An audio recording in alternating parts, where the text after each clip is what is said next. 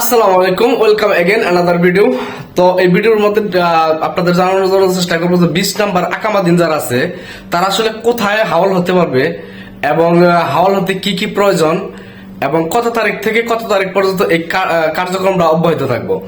তো আসলে এই 20 নাম্বার আকামাত থেকে 18 নম্বর আকামাতে ট্রান্সফার করার যে কুয়েত গভর্নমেন্ট যে সময় নির্ধারিত করে দিয়েছে তা হলো 14 জুলাই থেকে 12 সেপ্টেম্বর পর্যন্ত, প্রায় এই 2 মাস ভিসা নাম্বার 20 থেকে 18তে ট্রান্সফার করার সুযোগ দিছে।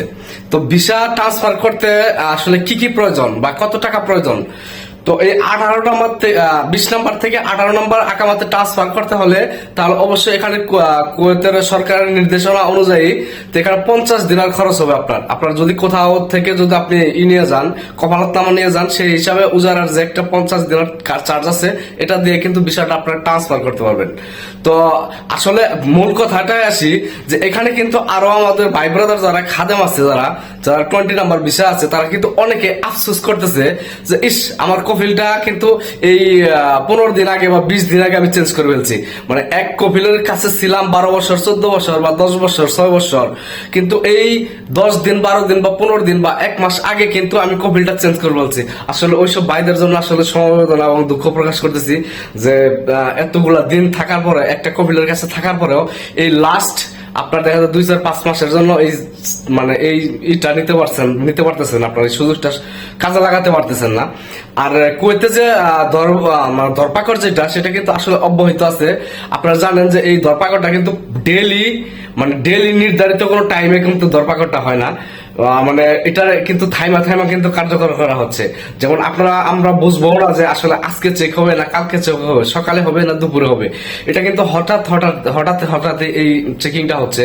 এই চেকিং এর থেকে আপনারা আসলে ইনশাল্লাহ আল্লাহ আপনাদের আমাদের সবাই রিজিকে রাখুক। আমরা যেন এই সব চেকিং এ যখন না পড়ি বা একটা দুর্ঘটনার জন্য না হয়, সেই হিসাবে সবাই সেফ হয়ে থাকার জন্য চেষ্টা করবেন এবং বাহিরে ঘোরাফেরা বেশি না করাই ভালো। কাজের যে সময়টা কাজ করে এসে বাসায় থাকেন। ভাই ঘোরাঘুরি করছি তো অনেক, আরো পরে করবো ইনশাল্লাহ, কিন্তু এখন যে গরম অবস্থা, এই গরম অবস্থায় বাহিরে একটু ঘোরাফেরা কম করি। আর কমন একটা প্রশ্ন আসে যে আখুত থেকে কি আহালি হওয়া যাবে নাকি ভিসা, বা মানে অনেক ভাই বোনেরা তারা প্রশ্ন করে বা আমরা নিজেরাও জানতে চাই, সার্চ করি বা অন্য ভাইদের কাছে জিজ্ঞেস করি এই ধরনের সুযোগ সুবিধা আসবে নাকি। সেই সব ভাইদের উদ্দেশ্য করে বলতেছি আসলে এই ধরনের কোনো কারণ এখনো শুরু হয় নাই, বা কবে হবে কখন হবে এই ধরনের কারণ কি আদৌ আসবে নাকি সেটাও স্পষ্ট করে বলা যাবে না। তো যদি হয় এই ধরনের কারণ, তাহলে আসলে এটা আমাদের জন্য অনেক ভাগ্য, কারণ আমাদের ভাই ব্রাদাররা আছে অনেকে আসলে কোম্পানির মধ্যে মানে খুবই একটা মানে অবস্থাতে আছে যে তারা চায় যে আসলে আমরা যদি ভিসাটা ট্রান্সফার করে অন্য একটা কোম্পানির মধ্যে যাইতে পারতাম বা আহলি একটা ভিসায় যাইতে পারতাম, সেখান থেকে ভালো একটা কোম্পানিতে কাজ করতে পারতাম। সো এই আশাগুলোই থাকে আর কি।